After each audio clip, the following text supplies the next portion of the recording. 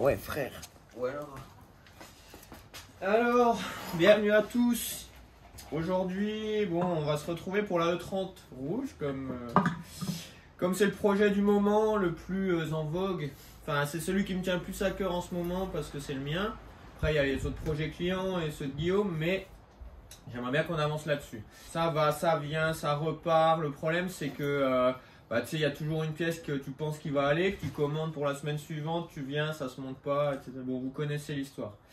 Aujourd'hui, comme bon, vous avez vu dans le précédent épisode, j'ai fini l'installation du train avant. Soit dit en passant, j'avais le carter qui touchait la crémaillère à la direction assistée. J'ai rehaussé avec juste de petites rondelles les supports moteurs. Et ça me permet de ne plus toucher la crémaillère. Donc ça, c'est une première victoire. Je montrerai... Oh, Romy. Romy. Il est où? Il est dans la bagnole. Qu'est-ce que tu fais? Ah, frère? Qu'est-ce que tu fais? Viens.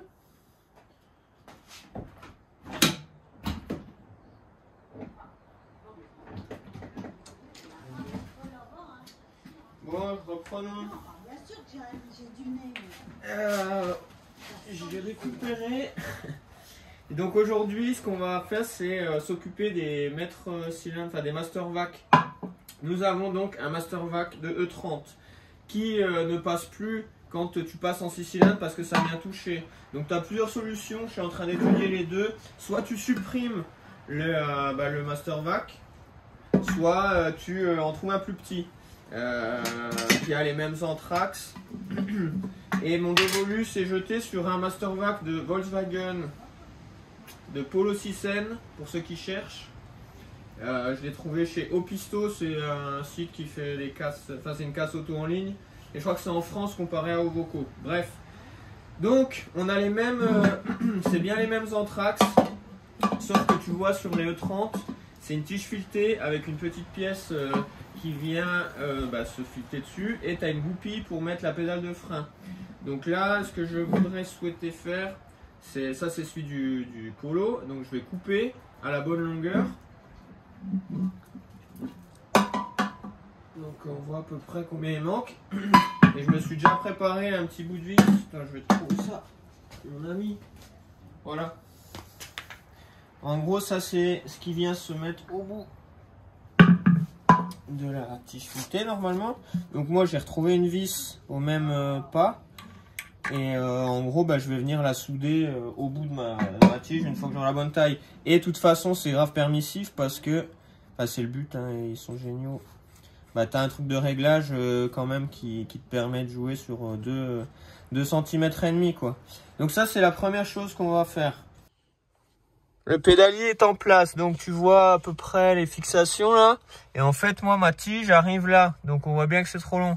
Et juste là, tu as la goupille pour mettre. Donc en fait, ça veut dire que ma patte d'origine doit arriver là, à 1 cm au max. Donc je vais faire un petit trait et après je vais le découper. C'est parti. Donc, si on a bien bossé... Voilà. Donc en gros, tu vois, ma goupille, elle va arriver juste là. Je vais me mettre comme ça. Et hop. Donc en gros, voilà, je vais couper par ici et je vais souder sur la tige, quoi. Eh ben, d'accord. C'est important d'essayer de couper droit. Surtout. Ça va pas être simple. C'est moi qui ai coupé. Tiens. Il va y avoir du dégât.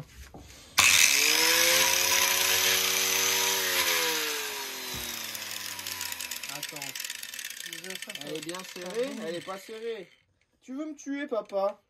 Ou elle est serrée de travers? Oh là là, il veut me tuer, le gars.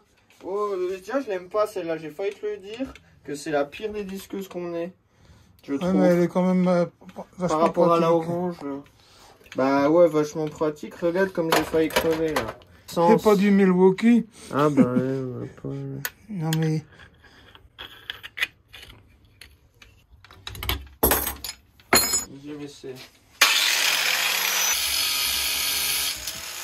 Bon, maintenant on va ébavurer, souder. Je l'ai pas mon poste à souder, mais je le souderai au taf. Enfin, je l'ai laissé là-bas. Bon, quand je te dis que ça passe au poil de cul, mon ami, c'est pas pour hein, on ment pas. Ça touche pas, mais si ça touche, mais à peine. Ah bon, il n'y a rien qui est serré. Le collecteur est pas serré, je pense qu'il va comme ça. Tu peux le soulever à peine, ouais, voilà. Quand il sera serré, il y aura. Et le seul petit truc, je crois que c'est le maître cylindre qui va me saouler avec la valve d'ISA, avec la vanne d'ISA. Mais bon, ça, il n'est pas destiné à rester, donc déjà, au moins, c'est faisable. Avec un Mastervac de Polo 6 N1, tu peux faire passer ton collecteur d'admission du M54. Voilà pour la première, encore une petite tâche validée. Je voulais vous montrer, je vous avais parlé que j'allais installer un collecteur, j'avais laissé deviner qu'on allait installer un collecteur d'admission de N54, pardon, des 135 et tout, parce que c'est des moteurs turbo, ils ont les collecteurs avec les conduits beaucoup plus courts en fait, ce qui va venir favoriser les hauts régimes. Par contre, c'est de l'injection directe, donc tu n'as pas le port injecteur, et voilà. Donc, j'avais acheté une petite cale d'adaptation. Hop. Et puis ouf, c'est fait en impression 3D. M54 to N54. Donc c'est des Polonais qui font ça évidemment. Race Mode ça s'appelle. Et en fait ils annoncent avec ça ils annoncent jusqu'à 280 chevaux en atmo. Donc je voulais voir si ça fitait. Donc je vais vous montrer comme ça se met nickel. C'est la première fois que je la teste. Hein. Et en gros, elle est fournie avec un bout de faisceau, elle est fournie avec toutes les connectiques, c'est vraiment plug and play. Et donc du coup, quand tu viens y foutre ensuite ton collecteur, bon bah là, tu as largement, si, il y a la petite patte là, mais on peut la virer sans problème. Donc là, finalement, on aurait peut-être même pu garder l'autre collecteur, l'autre Mastervac. Mais, tiens, on va faire le test en vrai. On va faire le test. Donc il n'y a rien qui est installé. Pour ceux qui veulent swapper, dans tous les cas, il y aura des frais. Soit tu achètes un Mastervac différent, soit tu achètes la cale. Je préfère acheter le Mastervac parce que le prix de la cale, j'en parlerai peut-être plus tard, quand j'aurai digéré. Alors, du coup, là, ouais, je veux bien que tu mettes là.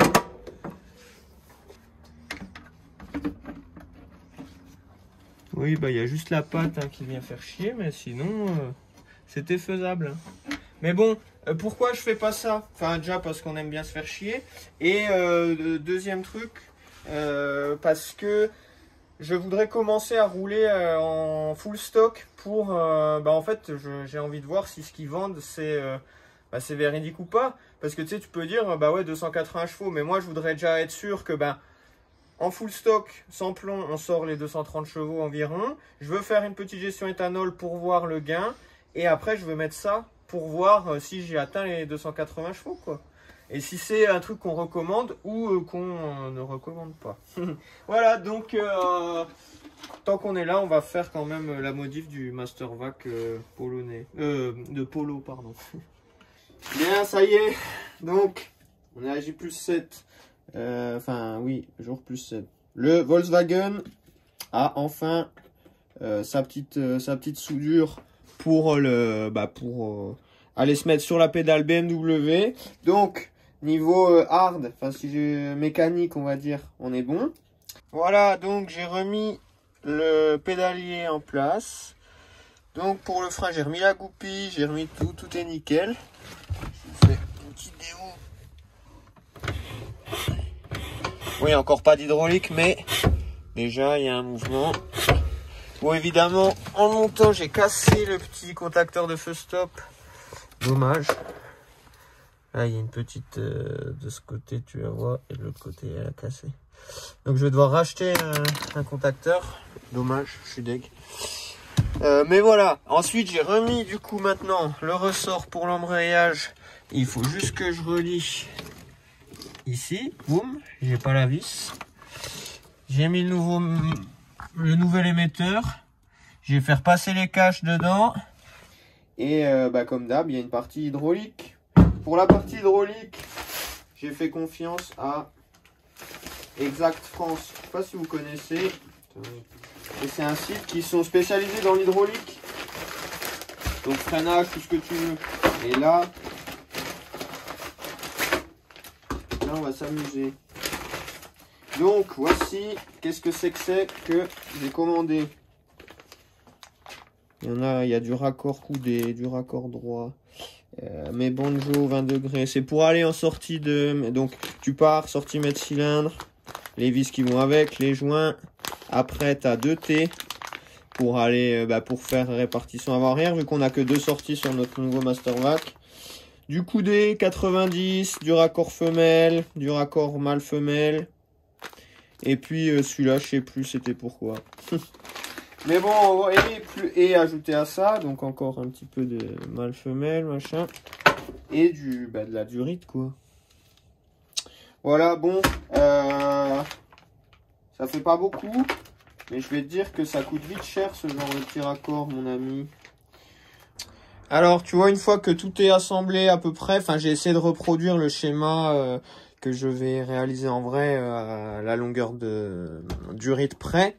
Donc, en gros, je t'avais expliqué, tu as ton mètre cylindre qui a 2 sorties. Donc là, tu as les 2 banjos coudés 20 degrés, les 4 petits joints cuivre et les 2 vis banjo.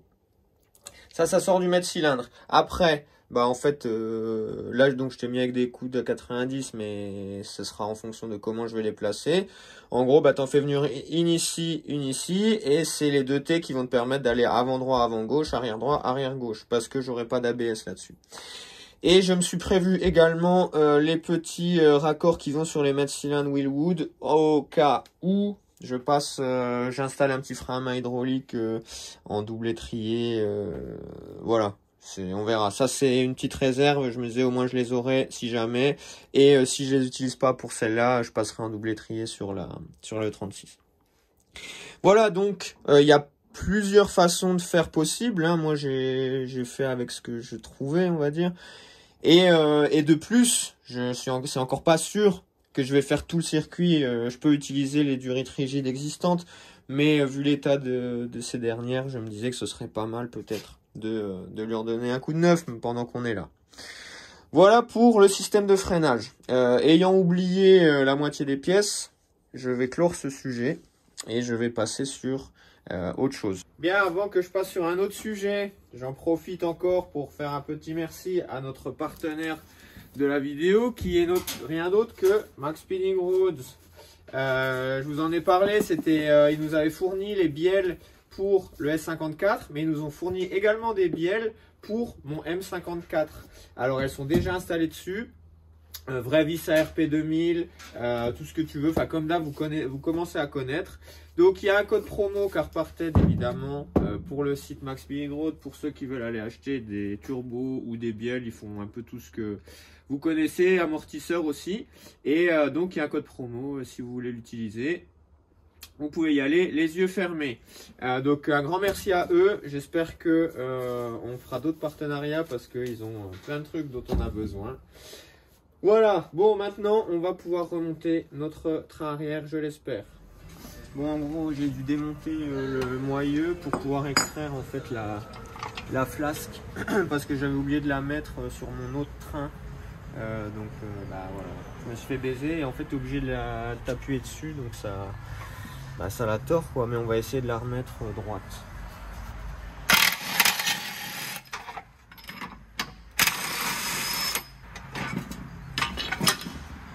Voilà. Nickel. Parfait. Bon, du coup, quand tu l'extrais, en général, tu niques le roulement, hein, c'est normal. Là, tu vois, et je déconseille de le remettre comme ça parce que je l'ai fait et ça l'a fumé quand même. Voilà. Donc là, on va faire l'autre côté.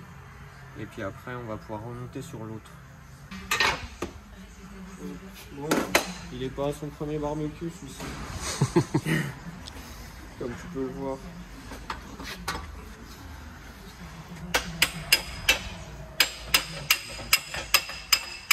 Il va déjà beaucoup mieux que le premier, je peux te le dire.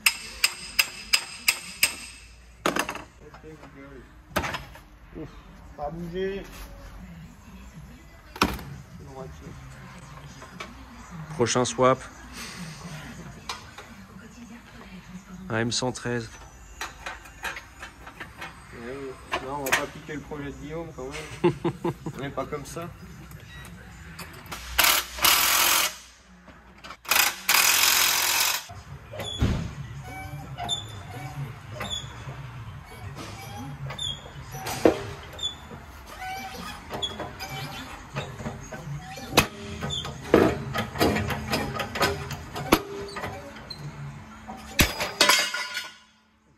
Là.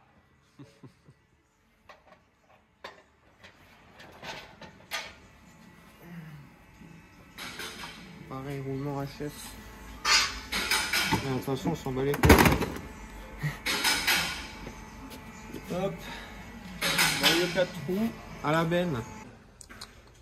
Bon, alors du coup, pour enlever la bague du roulement qui reste, soit tu la disques en faisant bien attention de pas traverser pour pas marquer, ou sinon, si tu as un truc un peu comme ça, une petite guillotine, on voit que en serrant, ça l'aide à sortir.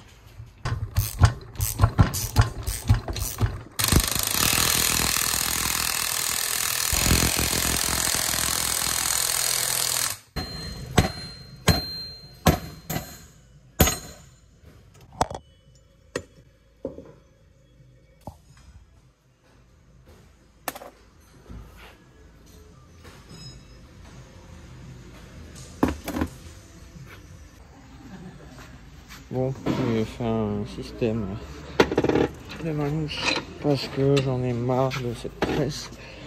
Je n'arrive pas à... Enfin, c'est pareil, hein, mais...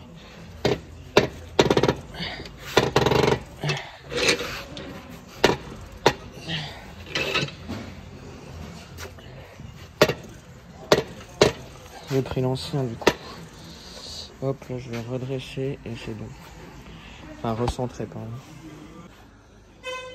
Bon, pour celui-là, donc, ne pas oublier de remettre la flasque et je vais faire confiance au congélateur. Normalement, je suis sûr qu'il y a moyen de le faire correct.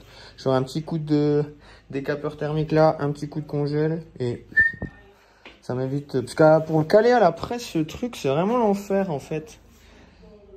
Et d'ailleurs, s'il y en a qui ont déjà soudé ça, j'ai remarqué que quand, côté droit, du coup, côté réservoir, ça vient écraser la durite de la goulotte. Est-ce que je suis un cas isolé ou pas?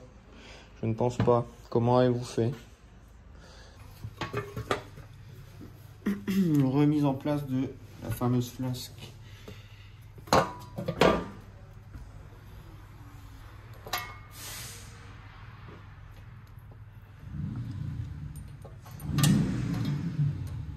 Qu'est-ce qu'on entend? Je vais vous le dire ce que c'est. C'est le V8 de Guillaume qu'on entend là. Ni plus ni moins.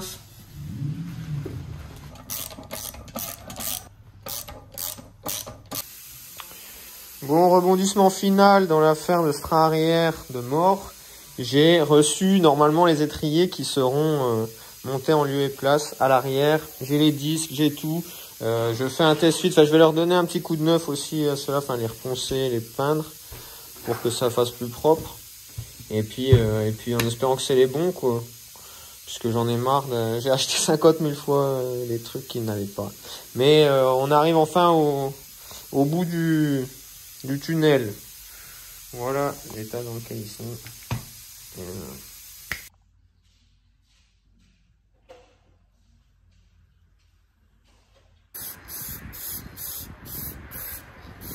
Bien, en attendant que ça sèche les étriers, je vais vous montrer la diff. En fait, ça, c'était les moyeux 5 par 120 qui étaient montés sur le train. Donc, je ne sais pas de quoi ils proviennent. J'ai la ref, mais j'ai pas réussi à remonter. Mais je m'en fous, en fait. Enfin, je voulais être sûr juste que c'était pas les mêmes que ceux que j'ai commandés qui sont ceux-là. Alors, la diff principale, c'est la hauteur, tu vois.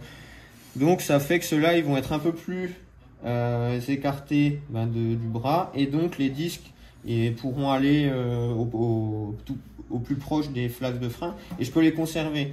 Je les ai disqués, puis j'ai enlevé l'arrondi pour pouvoir, comme on passe en disque de plus gros diamètre, je vais vous montrer. Donc, le disque de Z4 ou de 325 CI E46. Et maintenant, le moment de vérité.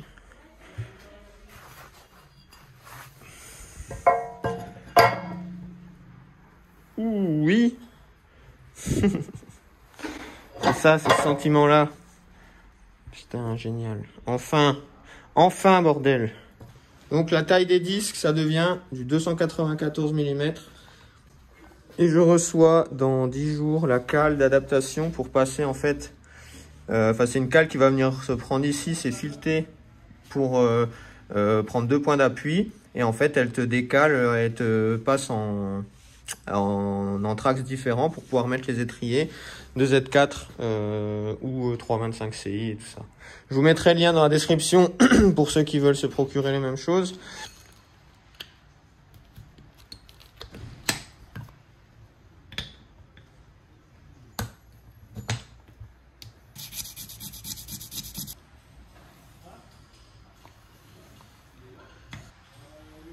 En fait, c'est dégueulasse hein, ce que j'ai fait sur les étriers. Putain, quand tu vois la lumière, laisse tomber.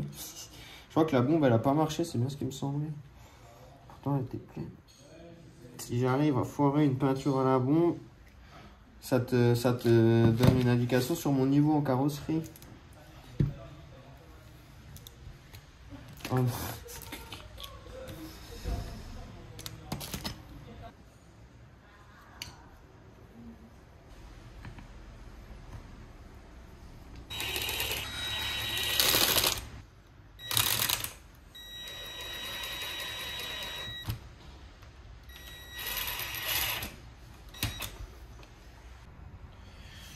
Bon, tu veux rigoler? Celui-là, il va. Donc, ça ira. Et en gros, ça tombe pas en face, tu vois. Donc, les cales vont permettre d'ajuster. Mais, je viens de me rendre compte d'un truc, putain. J'ai commandé au même vendeur, hein, étrier avant, arrière droit, arrière gauche. Et je me suis dit, mais ils sont différents, tu vois. Et ben, en fait, oui. Voilà ce qui se passe. Et donc, le disque, comme il est beaucoup plus épais, bah là, là, tu passes pas le disque en fait. Et là, tu passes. Et pareil pour la chape. On regarde l'écart qu'il y a. Putain, j'en ai ras le cul. Je vais jamais m'en sortir. Hein. Si même quand tu commandes... putain, tu vas me dire que la voiture, elle avait un arrière droit comme ça et un arrière gauche comme ça. Tant pis, putain. Encore une mauvaise nouvelle. Bon les gars, on a reçu... enfin les cales qui viennent de chez SRS Concept au Canada. En fait, ça te permet donc de venir hop, décaler. En fait, c'est pas les mêmes entraxes d'étrier. Et après que tu as mis ça, on va venir installer donc notre étrier. Allez là-haut. Donc en gros là j'ai la tôle qui va... je vais découper un peu pour venir... hop, je vais juste lui mettre un coup de disqueuse.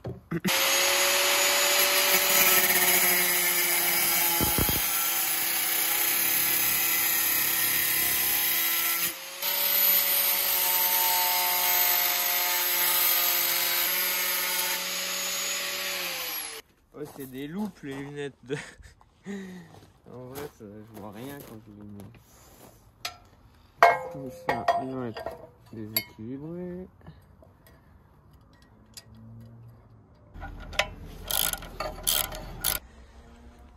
Et voilà, nous y sommes enfin, putain, après, je sais pas combien de décès, de ouf. Alors, la dernière petite chose et qui encourage à faire des montages à blanc, c'est que là, mes vis d'étrier d'orige sont trop longues. Et si je les fais visser, si je les visse complètes, en fait, ça vient appuyer là. Ça me bloquait le disque. Je me disais putain c'est pas vrai, ça tourne pas encore. Mais en fait c'est juste que les vis elles sont trop longues. Donc je vais soit échanger. Je vais peut-être mettre les vis d'étrier là et l'inverse pour la cale. Mais bon voilà, enfin, donc là vous avez un freinage en 294 mm je crois. Comparé à, je crois c'est 20 de moins d'origine. Et là tu as des disques plus épais qui sont ventilés. Bon c'est du luxe, mais voilà, qui peut le plus peut le moins. Bon bah je me suis bien fait chier avec les nouveaux ressorts et tout. Je sais pas encore si c'est fonctionnel. Mais là ça a l'air pas mal.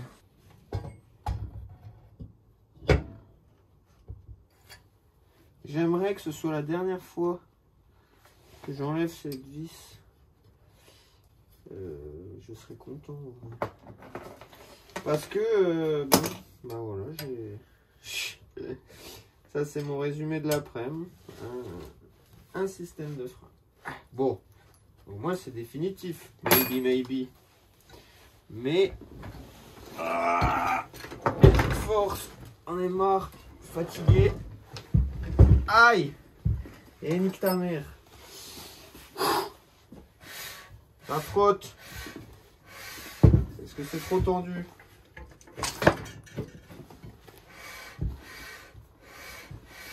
La réponse est sûre non. On va pouvoir aller régler maybe. Oui, juste là.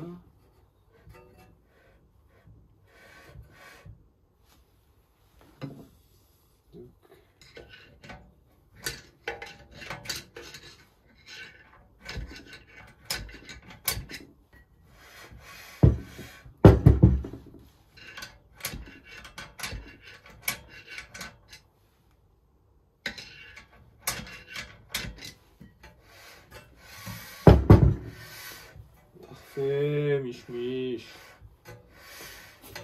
Écoute, ça va très bien aller pour les gens que c'est.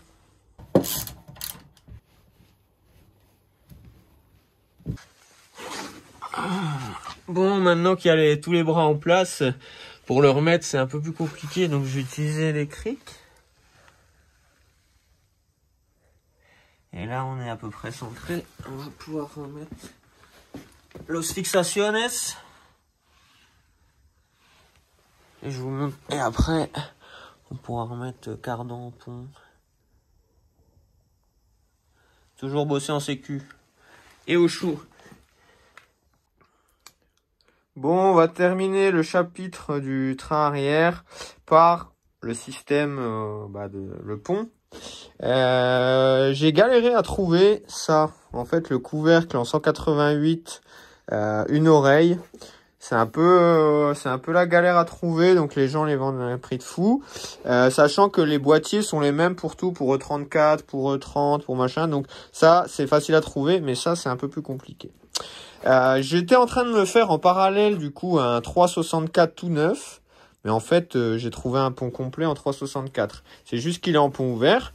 Donc là, je vais l'ouvrir, le nettoyer. Et je vais lui installer l'autobloc que j'avais sur ma E36. Bref.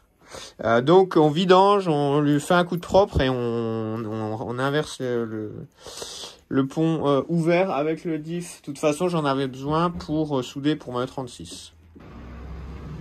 Oh non! Putain, je veux faire le malin à filmer, bah vas-y, attends. Oh là là. Si mon père voyait ça, je vais me faire allumer moi. Et ça pue, bordel. Guillaume, il adore cette odeur. Je peux pas saquer, moi.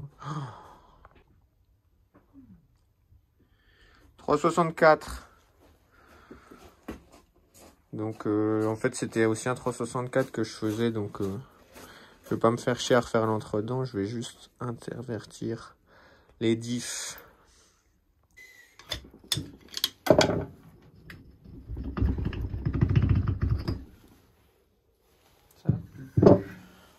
Bon, les tulipes sont les mêmes à droite et à gauche. En fait, c'est tout pareil, hein, mais il y a des cales de réglage. En fait, ici, tu as des cales, une cale. Et en gros, tu as l'entre-dent qui est réglé aussi au niveau du pignon d'attaque. Bon, c'était une science obscure, mais on a réussi à faire avancer la science. Car on était plusieurs à à se poser la question sur les mêmes questions. Et en fait, bon, il y a une réponse. Est-ce que je la donne ou je vous envoie sur la chaîne des copains? Parce qu'ils sont en train de l'expliquer mieux que moi. Je vais essayer de vous mettre, je crois que c'est MTB Drift ou un truc comme ça. C'est deux mecs comme Guillaume et moi qui bricolent. Et qui bricolent bien. Ça change de ce qu'on voit habituellement. Donc, je vais vous laisser la chaîne de Drift. Là, je vous l'affiche peut-être à l'écran. Et eux, ils vous ont fait un épisode spécial sur les ponts.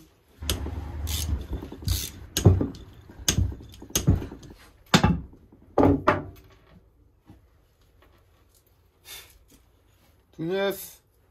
Chose rare, un diff non soudé. Bon, on va le sortir et on va regarder si c'est la même hauteur que l'autre.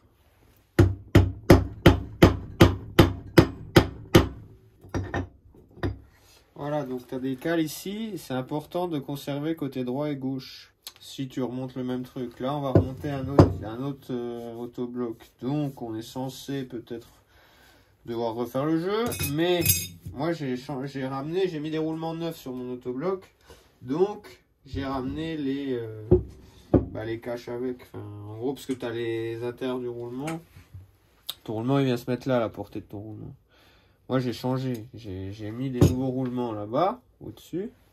Donc, du coup, j'ai ramené mes caches. Tu verras après.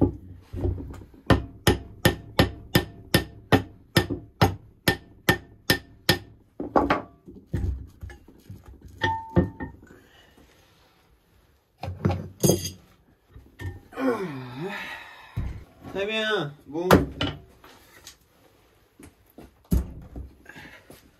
Hop là. Donc, ce qu'il faut savoir, c'est que tu vois la hauteur là sous la couronne. Tu peux avoir dans un même pont en 188 deux hauteurs de diff différentes. Et en fait, ça dépend de la longueur de ton couple. En dessous de 3,07 je crois, tu as des diffs qui sont plus hauts ou plus petits, je sais plus, il faut que je monte plus haut. Et du coup, après, t'as beau mettre la couronne que tu veux, n'importe quoi, tu peux pas dissocier un couple court d'un diff. Enfin, tu peux pas adapter, sinon il faudrait les cales. Bon, qu'importe. Le but de la manœuvre, on reprend cette couronne, on la fout là-dessus, on refout là-dedans, et salam. Donc, ce que je vous expliquais hier, regardez. Tu vois que tu as deux hauteurs de diff, et là, c'est le bon. Et moi, j'avais cassé celui-là, donc il me fallait un comme ça. Parce que j'avais essayé de remettre ça comme ça. Et ça va pas. Ça se joue à ça. Et voilà, donc... Le résumé de tous les problèmes de diff en une image est là. Voilà, donc nettoyage, remontage.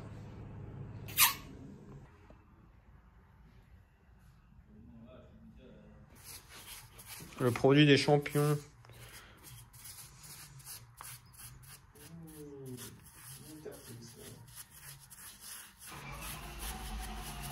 C'est une BM ça. Hein? Oh putain, une image. AMG. Là, je comprends plus.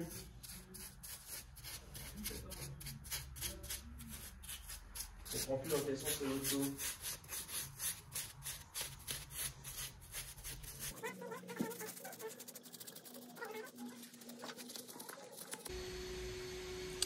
Voilà, une fois que la ferrose sèche, bah ça fait, en fait c'est un peu comme de la peinture au pinceau, hein. Ça donne une meilleure allure, ça cache la misère. Ça ira parfaitement pour les rassos.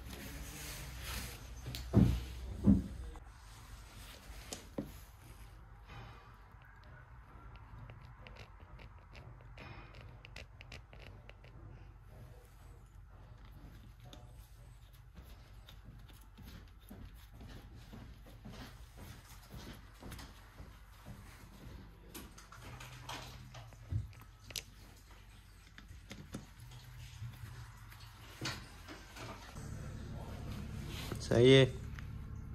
Bon, je vais essayer de te faire écouter le mini bruit.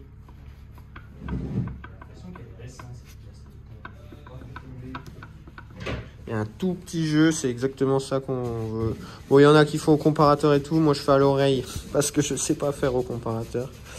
Et ça va très bien comme ça, vu que c'est un montage d'orige.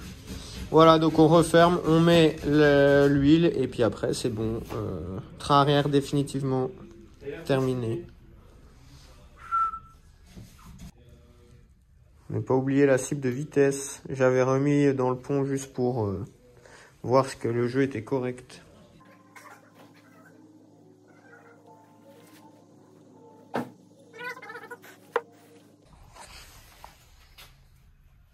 C'est ça qu'il faut filmer. C'est ce joli cordon noir. Toujours sous la supervision de mon chef cordon noir.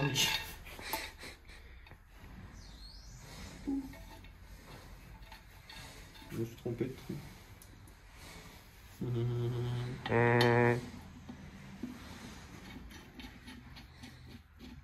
Il y a un montage deuxième oreille, Guillaume? Non. Tu ne veux pas. Oui, mais j'ai pas les moyens. Tu ne veux pas? On est sur du 17, oui. Toujours. Toujours faire prendre.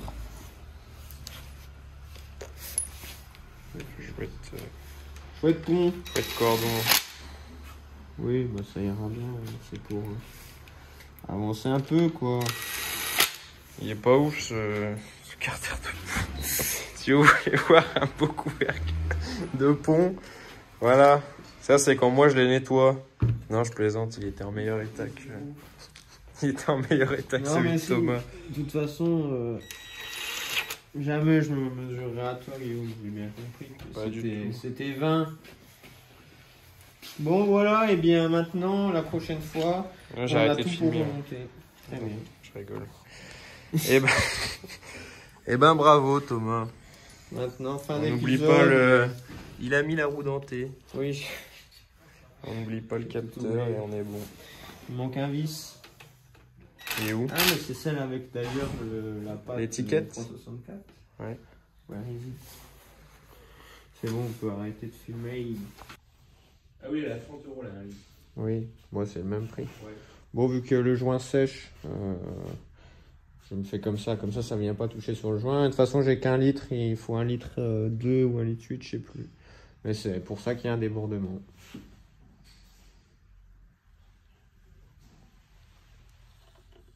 Allez, salut maintenant.